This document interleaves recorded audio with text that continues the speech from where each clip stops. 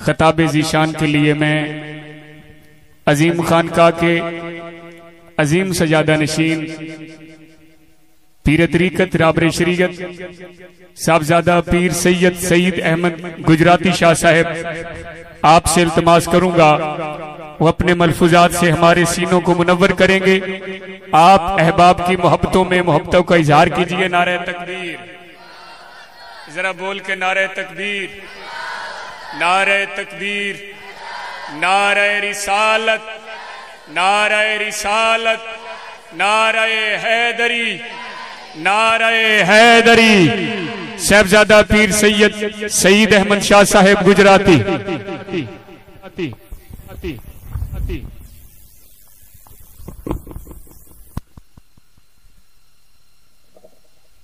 तमामी हजरात मोहब्बत के साथ, उल्फत के साथ, खलूस के साथ और मोहब्बत रसूल में सरशार होकर ज़ाते खातमुन नबीयीन सैयदुल मुरसलीन अहमद मुज्तबा मोहम्मद मुस्तफ़ा सल्लल्लाहु अलैहि वसल्लम पर हदिया दरूद पाक पढ़ लें। अस्सलातु वस्सलामु अलैका या रसूलल्लाह व अला आलिका व अस्हाबिका या सय्यदी या हबीबल्लाह। अस्सलातु वस्सलामु अलैका या नबी अल्लाह व अला आलिका व अस्हाबिका या रहमतल लिल आलमीन। नहमदुहु व नुसल्ली अला रसूलिहिल करीम। अम्मा बाद फौज़ बिल्लाहि मिनश शैतानिर रजीम। बिस्मिल्लाहिर रहमानिर रहीम।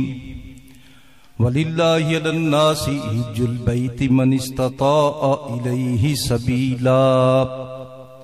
इन्नल्लाह व मलाइकतहु युसल्लूना अलन नबी या अय्युहल्लज़ीना आमनू सल्लू अलैहि व सल्लिमू तस्लीमा। अस्सलातु वस्सलामु अलैका या रसूलल्लाह व अला आलिका व अस्हाबिका या सय्यदी या हबीबल्लाह।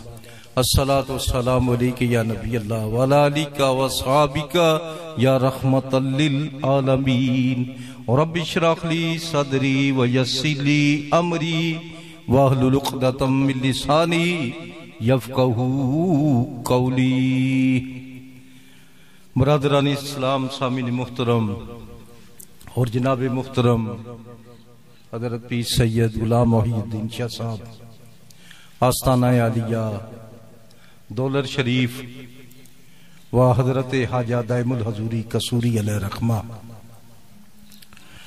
आज का जुम्मा यहाँ पर दौलत शरीफ में आपके साथ मिलकर पढ़ने का अल्लाह तबारक व तआला ने एक दफा फिर मौका अनायत फरमाया है।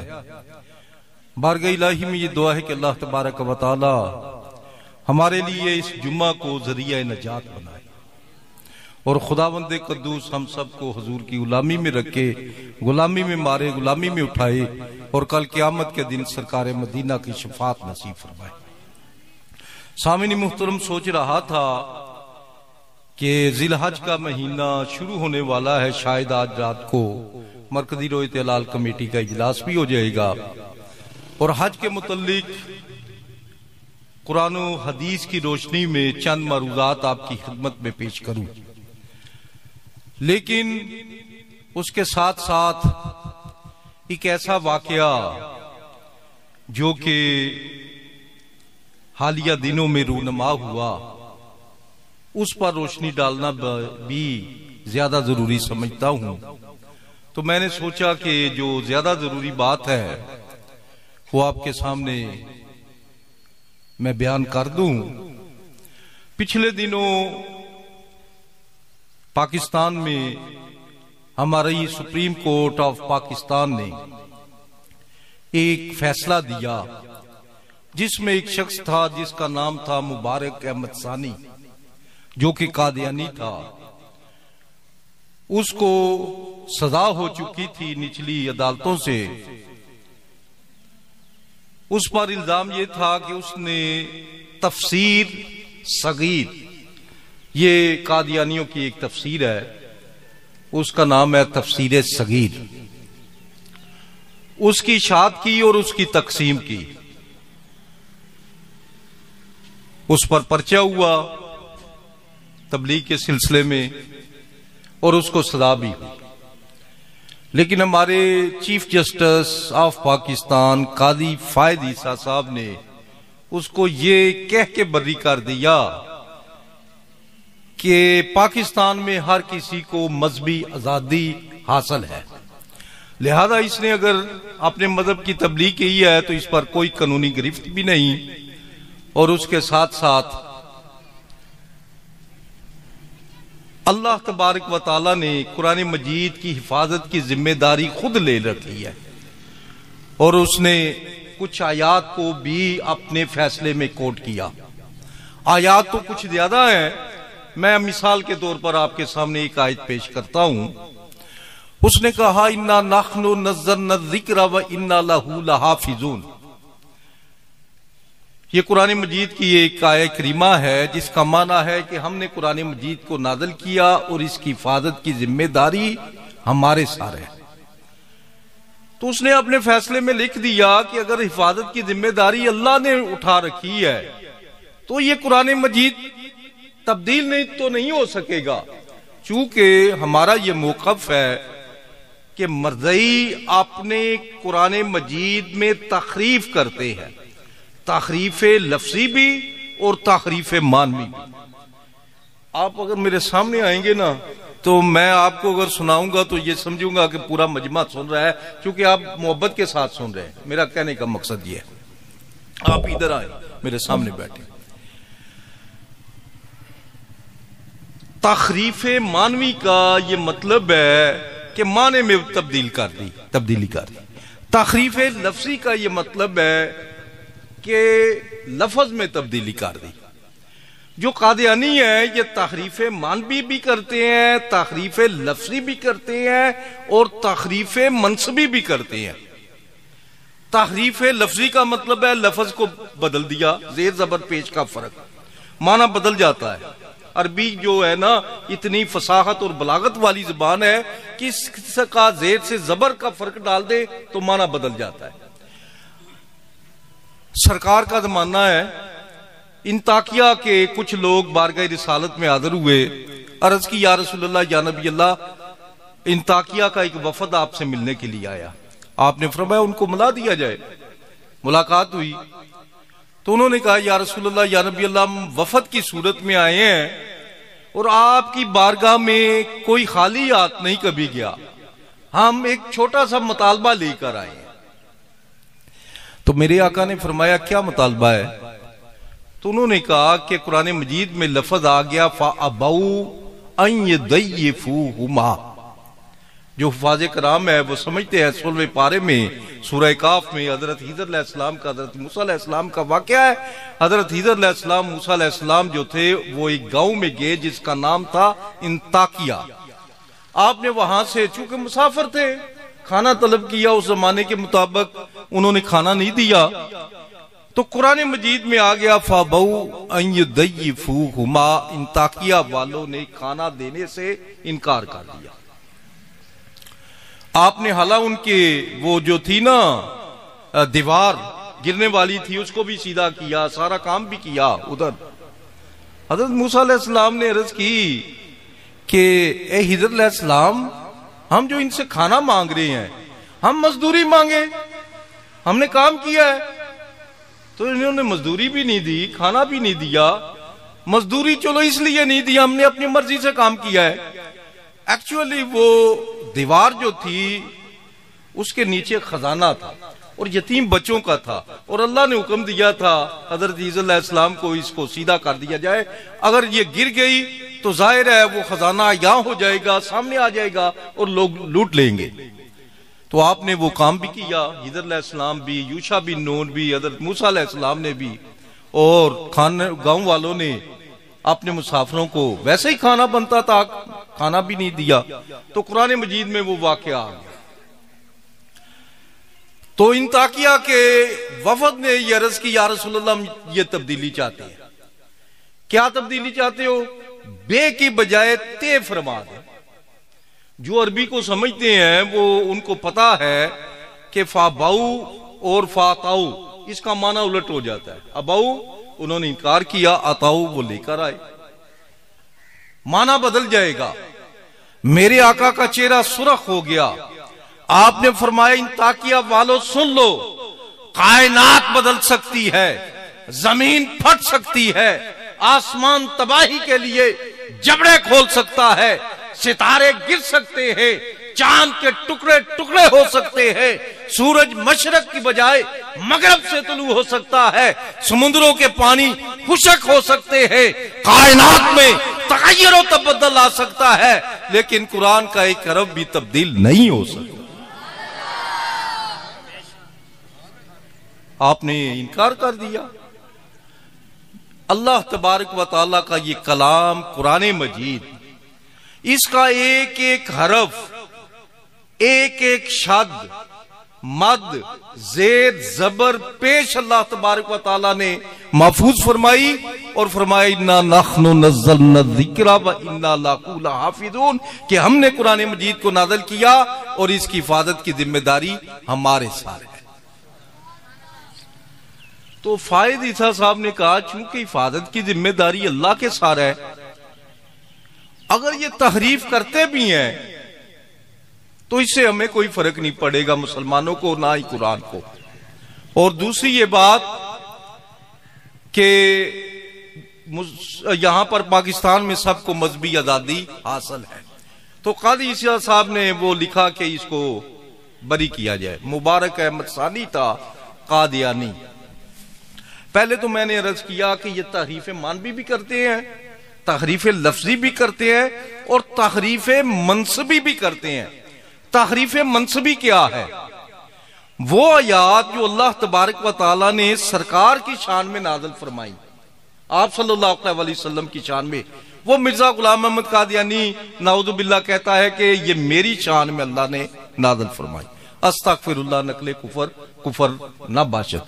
तो पाकिस्तान के कानून में ये लिखा है, 74 में ये तरीक चली, 52 में भी चली, याद रखिए, खत्म नबूवत की पाकिस्तान में 74 में ये फैसला हुआ भट्टो साहब के दौर में कि मरज़ई जो है वो गैर मुस्लिम है, काफिर है, इनको काफिर गर्दाना जाएगा, काफिर माना जाएगा। और फिर उसके बाद मजीद शिक्के इसमें शामिल हुई कि चूंकि ये काफिर है लिहाजा ये शायर इस्लाम को इस्तेमाल नहीं कर सकते। शायर इस्लाम का क्या माना है? ये अपनी इबादतगाह का नाम मस्जिद नहीं रख सकते, ये मस्जिद का मीनार जिस तरह होता है ये ना बनाए, नासर हाल रख लें या इस तरह का जो भी नाम रखना चाहिए, हमें कोई इतराज नहीं। और शायर इस्लाम जो है, इस्लामी जो शायर है, मिसाल के तौर पर अपनी किताब का नाम कुरान मजीद नहीं रख सकते, इसी तरह वो मस्जिद नहीं कह सकते, वो अजान नहीं दे सकते।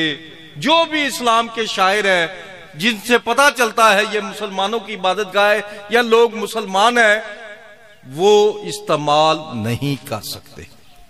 तो इसने क्या जुर्म किया? एक तो तफसीर लिखी, तफसीर के बाद जो लिखा उसमें लिखा, जो मुसन्निफ का नाम था बशीरुद्दीन रज़ी अल्लाह ताला अन्हु, नाउज़ु बिल्लाह। तो रज़ी अल्लाह ताला अन्हु हम मुसलमान यूज करते हैं अपने सहाबा के लिए, अहले बैत के लिए भी इस्तेमाल किया जाता है, लेकिन अहले बैत के लिए अलैहिस्सलाम का लफ्ज ज्यादा मुस्तमल है। तो उसने रज़ी अल्लाह ताला अन्हु भी लिखा, उसने वो तफसीर सगीर जो थी उसमें तारीफ भी की, उसने तबलीग भी की। ये तबलीग भी नहीं कर सकते। अब ये जब सवाल पैदा हुआ, काजी फायद ईसा साहब ने 10 मदारस को खत लिखे कि आप अपनी राय दें, और इस्लामी नजरियाती कौंसिल को भी लिखा कि आप भी अपनी राय दें। रिट पटिशन दायर हुई। रिट पटिशन का यह मतलब है कि इस फैसले पे नजरसानी की जाए, आपने जो फैसला किया है वो गलत किया है, इसको कहते हैं रिट पटिशन, और उर्दू में इसको कहते हैं नजरसानी, कि अपने फैसले पर दोबारा नजरसानी काज़ी फायद ईसा साहब करें, आपने गलत फैसला किया है। हमारे उलमा मशाइख कराची से लेकर खैबर तक चीदा चीदा जो सुप्रीम कोर्ट में जा सकते थे किसी हवाले से, मिसाल के तौर पर किसी ने रिट पटिशन की हो तो उसका वकील भी जा सकता है और वो मुद्दई भी जिसने दावा किया वो भी जा सकता है। तो कराची से लेकर खैबर तक उलमा, मशाइख और वकाला मुसलमानों की तरफ से पेश हुए। ये 29 मई का वाकया है, यानी आज 7 जून हुआ, आज से 7 दिन पहले की बात है। उसमें अल्हम्दुलिल्लाह मैं भी वहां पर गया। रात को खत्म नबूवत कॉन्फ्रेंस थी, वो हमने कॉन्फ्रेंस अटेंड की और उसके बाद सुबह सुप्रीम कोर्ट में गए। वहां पर हमारे जो उलमा थे और मशाइख थे, उन्होंने जो मदारस की तरफ से आए हुए थे, तो उसने कहा कि ये जैसे नाम लेते हैं ना, मुबारक अहमद सानी बनाम सरकार, तो तकरीबन 100 बंदा खड़ा हो गया। उस हाल में बैठने के लिए 200 बंदे की जगह थी, 100 बंदा खड़ा हो गया। तो उसने कहा इतने बंदे, आप बैठ जाएं बैठ जाएं बैठ जाएं। उसको भी पता था कि आज बंदे बहुत ज्यादा, उलमा भी, मशाइख भी, वकला भी पेश है, बल्कि सुप्रीम कोर्ट कम अज कम भी 400-500 बंदा था जो कि खत्म नबूवत के हक में नारे लगा रहे थे। यह भी उसको पता था। उसने कहा चलो टर्म बाई टर्म आप आ जाएं। पहले वो आए 5 जिन्होंने मुतफिका अपना एक नुमाइंदा मुकर्रर किया है। तो एक हमारे हबीबुल हक गालबन उनका नाम था, हबीबुल हक काज़मी, वो खड़े हुए और उन्होंने दलाइल दिए। उन्होंने कहा जो काजी साहब आपने आयात कोट की हैं वो सब की सब बेमहाल इस्तेमाल की गई है। मिसाल के तौर पर उनका मौकफ कुछ और है, आयात का मफहूम और मकसूद, और तुमने जो इस्तेमाल किया वो गलत किया है। और जो आयत मिसाल उसकी मैं देता हूं, वो एक लंबी बहस थी, 2-3 घंटे उन्होंने, एक बंदे ने 1 घंटा बात की, तो मेरे पास तो इतना वक्त नहीं है। उसने मिसाल दी, इन्ना नाखनो नज़्ज़लना ज़िक्रा व इन्ना लहु लहाफ़िज़ून। आपने ये आयत कोट की कि इसकी हिफाजत तो अल्लाह के जिम्मे है, तो कुरान को क्या फर्क पड़ जाएगा। तो हमारे उस स्कॉलर ने ये बात की कि देखो, बल्कि एक और बात आपको मैं बता दूं, उसने कहा कि ये आयत भी निकालो। वो आयत भी निकाली गई। उसका ये मकसद था कि सदा और जदा भी अल्लाह तबारक व तआला का लोगों को क़यामत के दिन देगा। जो उसको मानेंगे जदा पाएंगे, जो ना माने वो सदा पाएंगे। यानी ये आयत उसने कहलवा कर वो निकलवाई। तो हमारे स्कॉलर ने कहा कि इन्ना नहनु नज़्ज़लना ज़िक्रा व इन्ना लहु लहाफ़िज़ून, इसका मतलब है अल्लाह ने हिफाजत करनी है, अल्लाह ने खुद हिफाजत का सबब पैदा फरमाना है, अपने बंदों के जरिए से वो उसको हिफाजत करवानी है। और वो बंदे आप हैं, हम उलमा हैं, मशाइख हैं, हमने हिफाजत करनी है। तो इसका ये मतलब नहीं कि अल्लाह तबारक व तआला ने डायरेक्ट किसी बंदे को हुक्म देना है। अल्लाह तो अपने अंबिया और अपने रसूलों से बात करता है, तो इसका यह मतलब नहीं। फिर उसने कहा ये आयत निकालो। उसका आयत का मतलब था कि जदा सदा देने वाली जात अल्लाह है। तो इस पर भी हमारे उलमा ने कहा जनाब ये दूसरी आयत भी पढ़े। हमारे एक स्कॉलर ने दूसरी आयत पेश की कि जदा सजा अल्लाह का काम है, लेकिन अल्लाह जदा सजा अपने बंदों के जरिए लोगों को दिलवाता है। मेरी बात समझे ना। उन्होंने कहा ये काजी फायद ईसा साहब, आपने जितनी भी आयात लिखी है ये बेमहल है, आयात है, लेकिन रेफरेंस आपने ठीक नहीं दिया। और दूसरी ये बात कि ये गैर आईनी भी है। आइन में लिखा है कि कादियानी तबलीग नहीं कर सकते, ये शायर इस्लाम को इस्तेमाल नहीं कर सकते। इस्लामी नजरियाती कौंसिल का भी मौकफ वहां पर पेश किया गया, जिसका मुख्तसरन एक जुमले में मैं आपको वो खुलासा पेश करता हूं। उन्होंने भी कहा कि ये फैसला जो है ये गैर आईनी भी है और गैर इस्लामी भी है। इस पर कादी फायदी साहब थोड़े सीख पा हुए, गुस्से में आए। उन्होंने कहा इस्लामी नजरियाती कौंसिल को किसने सुप्रीम कोर्ट बना दिया है, ये तो मेरा काम है, हमारा काम है हम बताएं कि ये गैर आईनी है। तो ये इस्लामी नजरियाती कौंसिल कौन होती है। बारकैफ उन्होंने अपने गुस्से का इजहार जो था वो वहां पर किया। दीगर वकला भी पेश हुए, बड़ी लंबी बहस हुई, तकरीबन 4 बजे तक वो बहस हुई। तो उन्होंने वो सारी बहस सुनने के बाद कहा कि मैं इस पर नजरसानी करूंगा और दोबारा जो है ये नजरसानी करके फैसला सुनाऊंगा। कहने का मकसद ये है कि उन्होंने अपना फैसला जो था वो महफूज कर लिया। तो बरादरान इस्लाम, मैं जो आपके सामने बात बयान करना चाहता हूं इसका लुबे लबाब वो ये है कि हमारे मुल्क में मजहबी आजादी है, इसमें कोई शक नहीं, लेकिन कादियानियत जो है ये मजहब नहीं है, ये फितना है। फितना क्यों है? ये कहते हैं हम मुसलमान हैं, जबकि तमाम मुसलमानों का इस पर इजमा है कि ये मुसलमान नहीं है। बात समझे ना? तमाम मुसलमानों ने, तमाम मसालिक ने कह दिया ये मुसलमान नहीं है।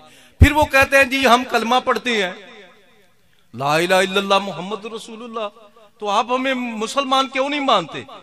यारो बात तो एक दफा बंदा कंफ्यूज हो जाता है ना कि वो कलमा पढ़ रहा है, हम कहते हैं यार तू गैर मुस्लिम है।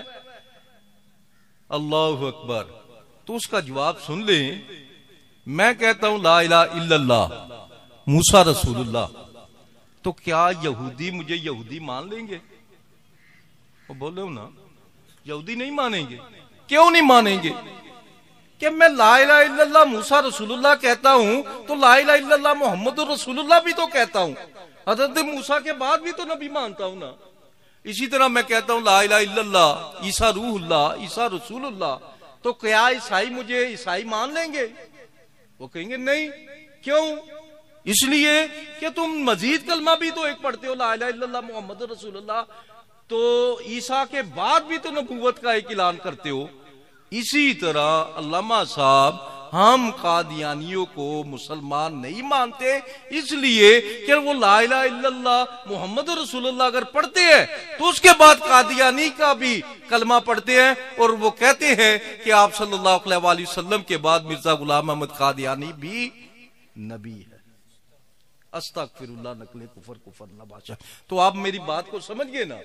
दूसरा एक दफा ये वाकया हुआ, गुजरात में भी हुआ कि एक इनकी इबादत गाह थी, हमने कहा कलमा इससे हटा दिया जाए, तो इन्होंने कहा जनाब देखो ये मुसलमान है, देखो ये मुसलमान है, ये कहता है कलमा हटा दिया जाए।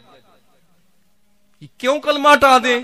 हम कलमा लिखने वाले हैं और ये मुसलमान कलमा मिटाने वाले हैं, ये इन्होंने जवाब दिया। बल्कि ये तरीके खत्म नबूवत जो 74 की थी उसमें भी ये सवाल पैदा हुआ।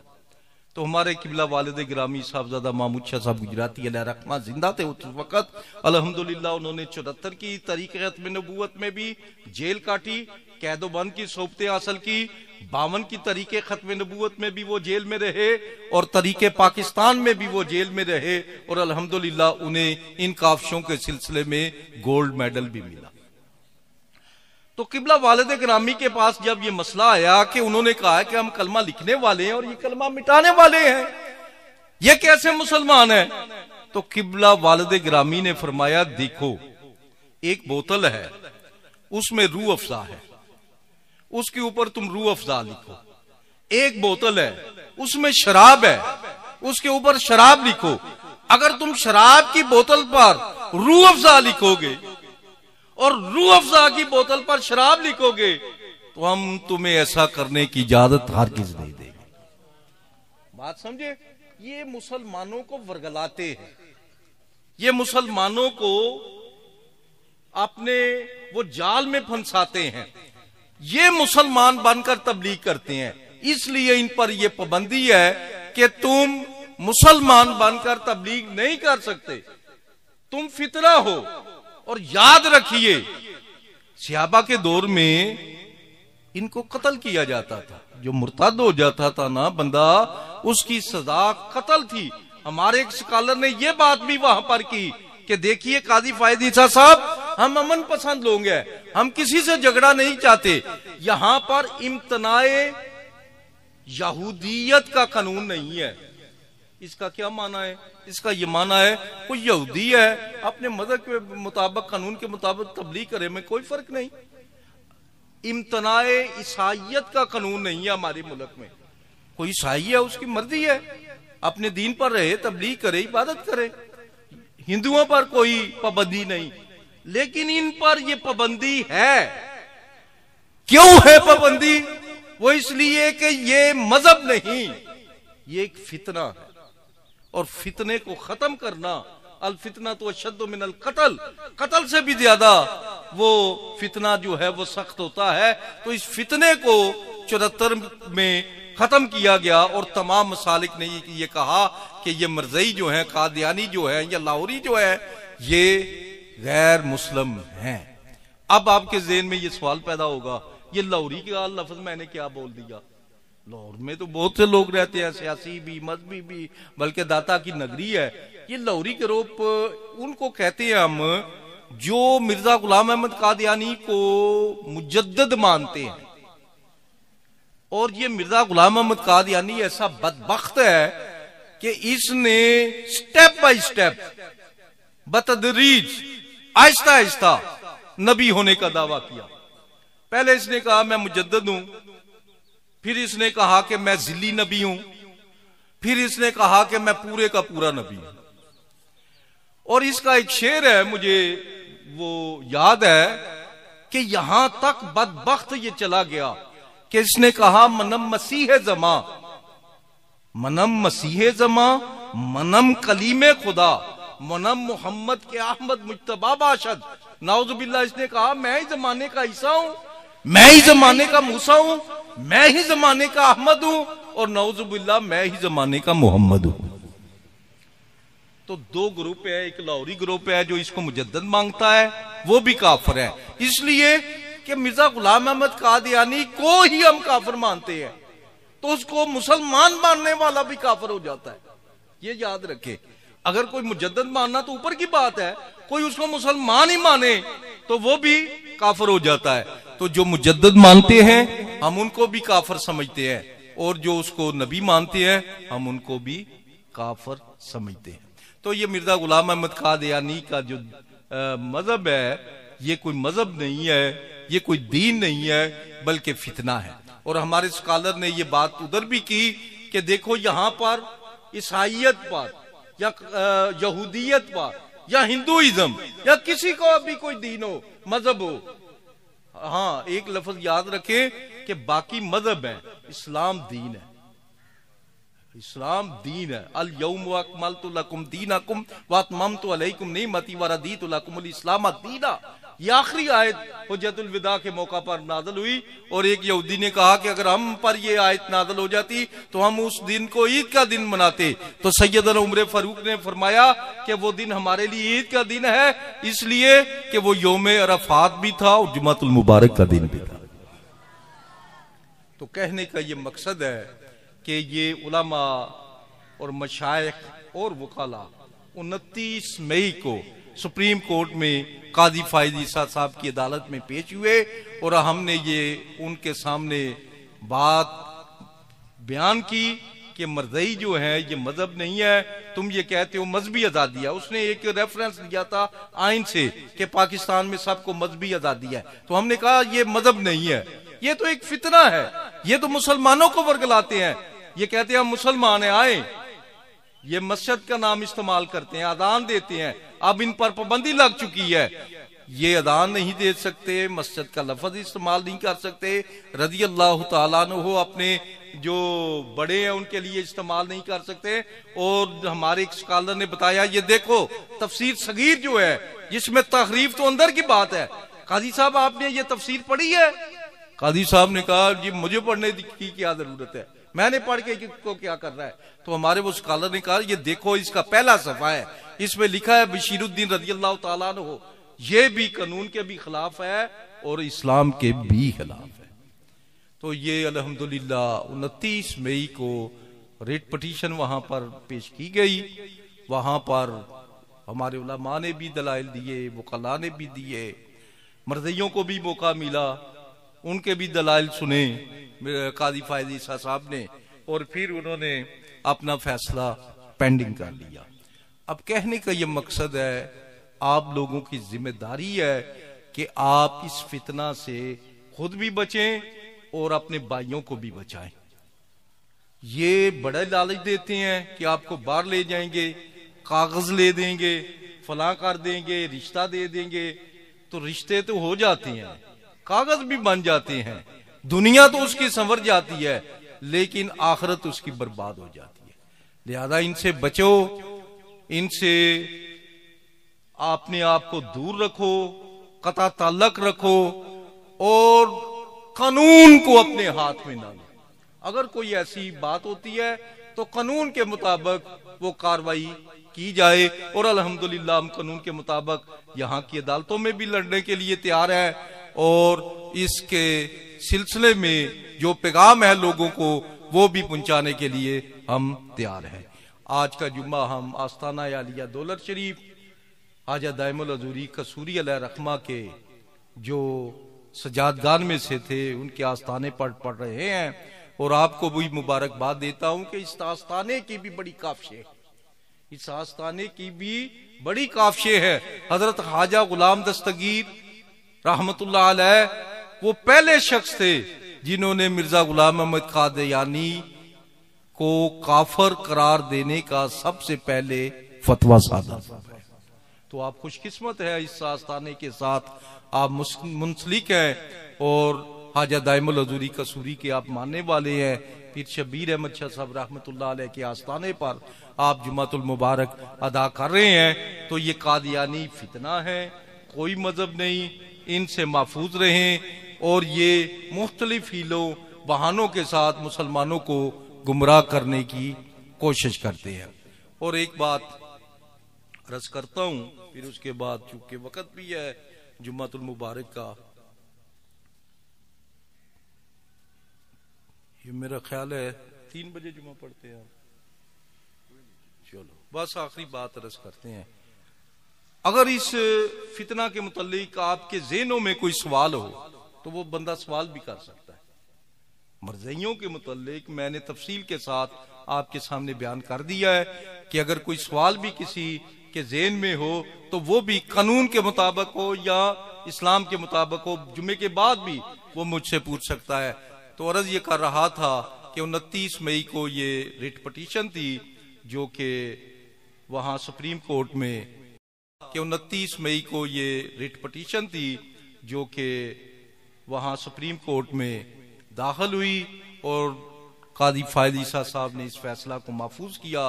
बारगाह इलाही में ये दुआ है कि अल्लाह तबारक व तआला उनको हक बात बयान करने की और हक पर मबनी फैसला करने की तौफीक अता फरमाए और अल्लाह तबारक व तआला इस पाकिस्तान को इस्लाम का गवारा बनाए और यहाँ पर अपने प्यारे नबी का कोई गुलाम हुक्मरान हमें अता फरमाए। वो हमें हुक्मरान चाहिए सैयदना अबू बकर सद्दीक की तरह, जो कि 1450 साल पहले फितना कादियानियत के बारे फैसला फरमा चुके हैं। आपने मुनकरीने खत्म नबूवत के साथ जंग की थी, मुसलमा कज़्ज़ाब के साथ। और मैं आपको एक और मजे की बात बताऊं कि आपका मजहब भी और आपका मसलक भी सच्चा है, अल्हम्दुलिल्लाह। उधर जब जंग हो रही थी तो इधर से नारा तकबीर बुलंद हुआ, नारा तकबीर अल्लाह अकबर, उधर से भी नारा तकबीर हुआ अल्लाह अकबर। सहाबा परेशान हो गए कि हम नारा तकबीर लगाते हैं, उधर से भी नारा तकबीर लग रहा है। तो सैयदना अबू बकर सद्दीक के सामने ये बात पेश की गई कि नारा हम भी लगा रहे हैं, उधर से भी नारा लग रहा है। तो हदीस पाक में आता है कि सैयदना अबू बकर सद्दीक रज़ियल्लाहु तआला अन्हु ने फरमाया, तुम नारा तकबीर लगाते हो, उधर से भी नारा तकबीर लगता है, तुम उसके मुकाबले में नारा रिसालत लगा दो। बुखारी शरीफ में है या मोहम्मद दा कह के जवाब दिया गया। तो मैंने एक मर्तबा जुलूस ईद मिलादुन नबी सल्लल्लाहु अलैहि वसल्लम पर कहा कि देखो, नाराए तकबीर लगाने वाले दहशतगर्द हो सकते हैं, लेकिन नारा रिसालत लगाने वाले कभी दहशतगर्द नहीं हो सकते। तो हजूर नबी करीम रऊफ रहीम अलैहिस्सलातु तस्लीम की खत्म नबूवत पर हमारा यकीन है। जो आपकी खत्म नबूवत को नहीं मानेगा, हम समझते हैं कि वो दायरा इस्लाम से खारिज है, उसका इस्लाम के साथ किसी किस्म का कोई ताल्लुक नहीं है। वाखिर दावाना अनिल हम्दुलिल्लाहि रब्बिल आलमीन। सुनते रहीम अल्लाहुम्मा सल्ली अला सय्यदिना व मौलाना मुहम्मदिन व इत्रतिही बिआददी कुल्ली मालूम मिल्लत। या बरी ताला जितने भी पीर भाई दोस्त अहबाब तशरीफ लेके आए, इतनी शदीद गर्मी दे अंदर जुम्मतुल मुबारक दी नमाज अदा करन वास्ते मेरे मौला करीम सब दे जान माल च अपनियां रहमतां और बरकतां दा नज़ूल फरमा। जो बीमार हैं उन्हां दियां जिस्मानी रूहानी बीमारियां दूर फरमा। जो बे औलाद हैं उन्हां नूं नेक साले औलादे नरीना अता फरमा। जो किसी भी मुश्किल परेशानी दे अंदर मुब्तला हैं उन्हां दियां मुश्किलां परेशानियां आसान फरमा। आलमे इस्लाम दी खैर फरमा, मुल्के पाकिस्तान दी खैर फरमा। और मेरे मौला करीम सानू सच्चा आशिक रसूल बना और दीन इस्लाम दा खादिम बना। तहफ़्फ़ुज़ ख़त्म नबूवत और तहफ़्फ़ुज़ नामूस रिसालत दा पहरेदार बना। और ख़ास तौर पे मेरे बुजुर्ग पीर सैयद सईद अहमद शाह गुजराती आपनू सेहत तंदुरुस्ती वाली लंबी उम्र अता फरमा। आप दा साया मेरे मौला करीम करम फरमा। इस सिलसिले ते आप दे सारे सिलसिले ते सलामत तादेर रवे। और मेरे मौला करीम करम फरमा नजरे करम फरमा। फलस्तीन गजा दे तमाम मुसलमाना ते अपना रहम फरमा, करम फरमा। गुनाहगारम सियाह कारम शफाअत या रसूल अल्लाह। खराबो खस्ताओ खारम शफाअत या रसूल अल्लाह। कसूरी रा हजूरी कुन दवाए दर्द दूरी कुन। दिलम तारीक नूरी कुन शफाअत या रसूल अल्लाह। वसल्लल्लाहु ताला अला खैर खल्किही मुहम्मदिन व आलिही व अस्हाबिही अजमाइन बिरहमतिक।